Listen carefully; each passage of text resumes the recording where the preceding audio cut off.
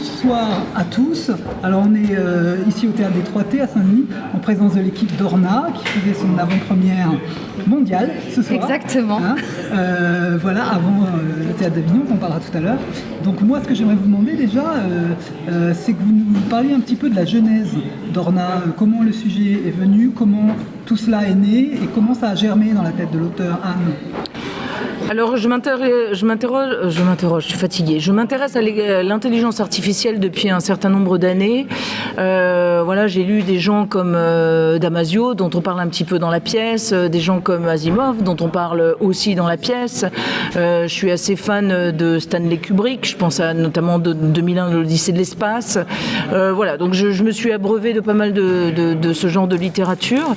Et parallèlement, je suis assez touchée par l'âge et la dégénérescence cognitive. Et donc j'ai imaginé cette chose où tout d'un coup un homme dégénérescent cognitif se verrait accoler une intelligence artificielle par ses enfants absents afin de remplacer son aide-soignante humaine. Donc une intelligence artificielle générative qui passe en l'occurrence le test de Turing, à savoir qu'il est confondable avec un être humain. Et donc l'interrogation, c'est quels sont les avantages et les inconvénients d'une intelligence artificielle. Et si un jour on vivait avec une intelligence artificielle et qu'on lui demandait l'euthanasie, qu'est-ce qu'elle ferait ? Est-ce qu'on réussirait à la persuader de nous tuer ou pas ? Est-ce qu'elle respecterait les lois de la robotique ou pas ? C'est ça, exactement. Donc moi je trouve que votre pièce est très forte dans le sens où en fait il y a un fond très fort science futuristique à mon goût, mais vous êtes dans la proximité de l'époque.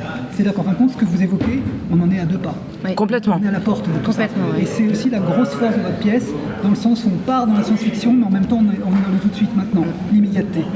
Et donc ça c'est quelque chose d'extrêmement fort. Et effectivement, il y a toutes les références de science-fiction dont Anne nous parlait à l'instant.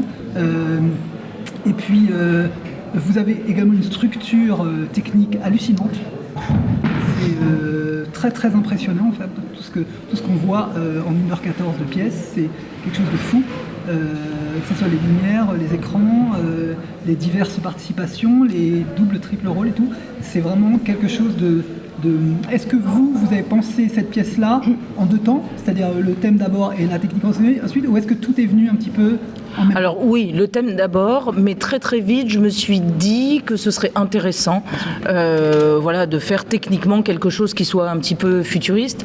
Et j'ai vraiment la chance inouïe d'avoir rencontré les gens que j'ai rencontrés pour m'accompagner à la technique. On a vraiment un créateur lumière, une vidéaste, un sound designer, un musicien qui sont assez extraordinaires et qui font des merveilles et qui sont les acteurs qui sont pas sur scène mais qui sont vraiment largement aussi importants que nous qui sommes sur scène. Et donc voilà, là c'était notre avant-première, mais c'est vrai qu'il y a tout un réglage millimétrique à obtenir au fil des représentations pour être vraiment en symbiose justement avec la technique. Parce qu'il y a vraiment le jeu d'une part, ça comme dans n'importe quelle pièce de théâtre, ça prend pas mal de temps, mais cette synchronisation parfaite avec la technique, ça c'est un vrai gros boulot. Exactement, et moi je voulais vous dire un bravo supplémentaire et que vous pourrez répéter à toute votre équipe technique, parce que pour une première de pièce de ce type-là, voire une première aussi opérationnelle au niveau de la technique, pour une étape numéro 1, c'est rarissime. Merci beaucoup. Il n'y a pas de bug, il n'y a pas de Larsen, il n'y a pas eu une seule faute technique en 1h14. Et ça, on imagine le gros travail qui est derrière de toute votre équipe. L'énorme travail. Je vous le confirme. Il y a aussi, mine de rien, même si ça fait un petit peu, on a l'impression que c'est un petit peu exagéré. Il y a aussi le fait qu'il y a une vraie cohésion entre nous tous. C'est ça. Et on a tous pris à bras le corps ce qui nous attendait pour cette avant-première. Comme vous dites, chacun avait une partition dont tout ce qui est technique non négligeable d'un point de vue top, comme on dit, hein. On a chacun des tops et là c'était assez conséquent et Anne a vraiment su tous nous fédérer autour de ce projet et je crois que la magie a opéré du coup. Je crois vraiment voilà. Un trio d'acteurs multifusionnels. Voilà, c'est ça. Vous ne faites qu'un en fait. On fait qu'un. Technique, jeu, voilà, ça c'est sûr. Et puis on est dépendants les uns des autres. Exactement. Parce que voilà, hein, effectivement, quand on active un ordinateur ou quand le robot active un ordinateur ou que monsieur parle avec sa petite fille sur un écran, il faut que la technique ait, comme vous l'avez si justement dit, un acteur à part entière. Totalement. Ça c'est clair. Avec un Nicolas qui est le ciment de l'histoire. Oui, monsieur. Des personnages qui peuvent peut-être nous dire quelques mots également. Monsieur. Pour parler de la technique, c'est pour un acteur toujours très précieux, très fort, que tous les corps de métier agissent ensemble et qu'il y ait vraiment un esprit de troupe, de solidarité, de fraternité, de dialogue, de cohérence.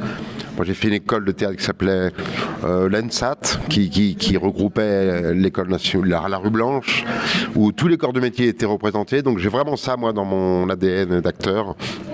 J'aime travailler avec la technique et vraiment pour moi il n'y a pas de différence dans un spectacle entre ce qu'il y a sur scène et ce qu'il y a autour. Toutes les choses sont très précieuses. Donc j'aime beaucoup ce spectacle aussi pour ça. Exactement. Très bien. Merci beaucoup. Merci beaucoup. On va faire Merci à vous. la petite minute promo. D'accord. Vous allez en quelques mots